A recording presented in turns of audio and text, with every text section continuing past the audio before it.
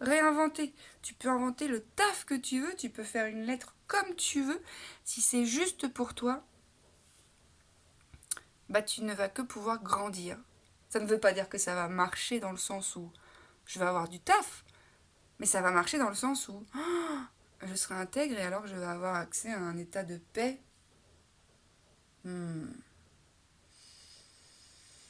Bah, plus puissante, plus profonde, plus... Ouais, je vais être souveraine. Et, et ça, c'est le meilleur cadeau que je puis me faire. Et après, l'univers, il prend en charge les choses. La vie va prendre en charge le plus grand que moi. Mais si j'œuvre pour moi, la vie va œuvrer pour moi. Si je me tape dessus, la vie va me taper dessus. C'est vrai parce que la vie, c'est moi.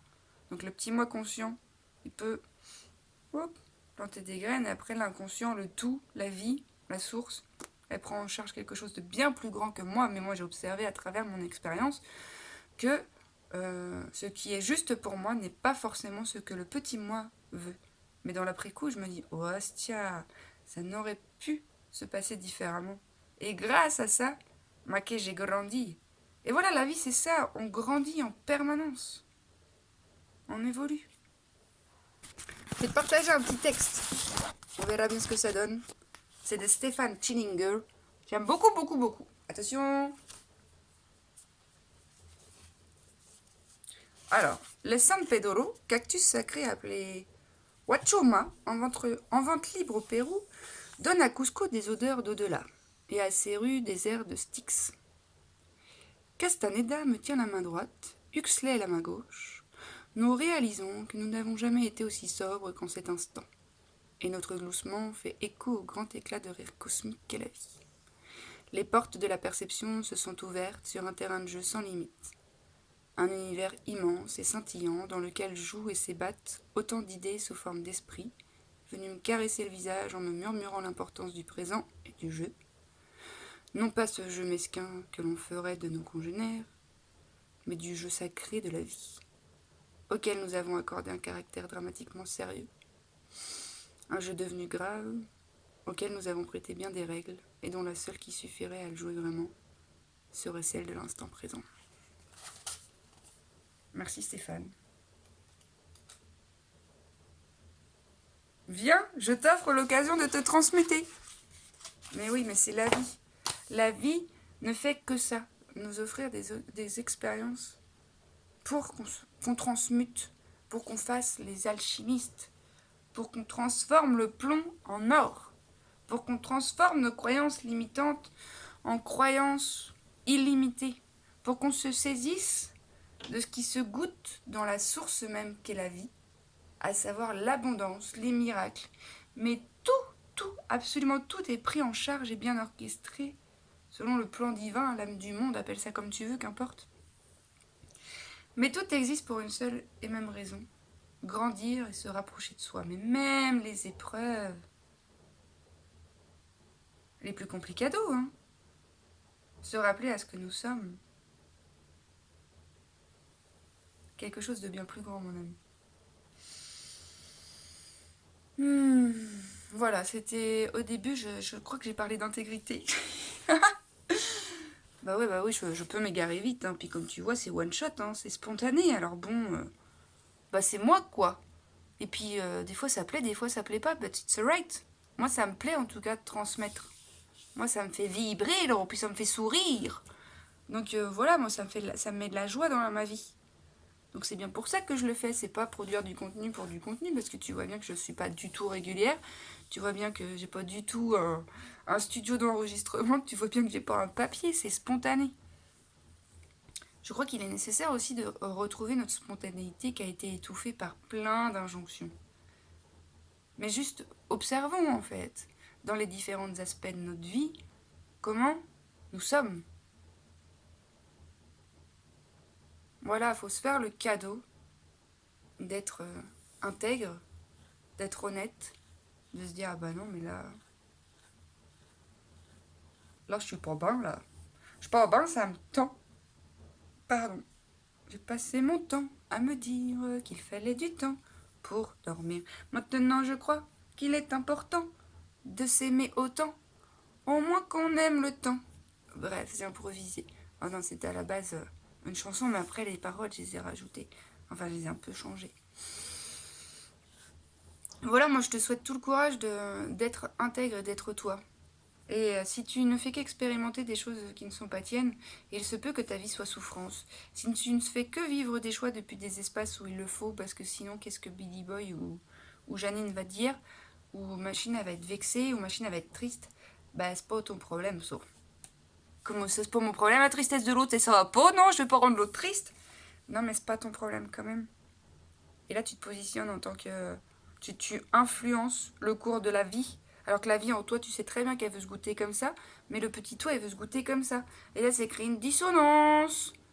Et toi, tu te dis non, je vais là-bas. Du coup, tu t'éloignes de toi. Et du coup, ce truc-là qui était juste pour la personne avec qui tu interagissais, qui allait lui toucher le cœur et lui permettre de grandir, bah, tu veux lui envoyer une flèche. Et ça va pas lui permettre de grandir de façon optimale. Bien sûr que ça va pas l'empêcher de faire quoi que ce soit, hein. Mais je veux te dire, le plus beau cadeau que tu puisses offrir au monde, c'est d'être toi. De te dire j'ai peur quand t'as peur. De te dire ça me fait chier quand ça me fait chier. De dire je t'aime quand t'as envie de dire je t'aime. De dire moi j'ai envie de travailler en entreprise. Tiens, je te fais une lettre. C'est comme ça.